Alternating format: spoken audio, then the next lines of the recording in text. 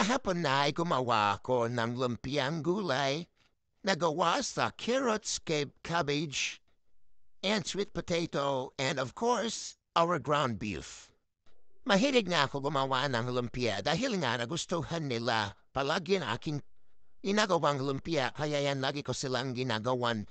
So, binigyan ko nga yung mga parents ng kaibigan na aking asawa dahil na gusto nila magpagawa sa akin at bayaran ako pero hindi ko muna yon tinatanggap, hindi ko muna tinatanggap yung mga ganun kasi nga bawal pa ako magtrabaho dito.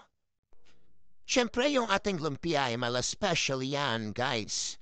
Nilagyan ko talaga yan siya ng cheese para sumarap yung lasa. Hindi lang siya bastang gulay, hindi lang siya bastang ground beef, kundi meron siyang keso.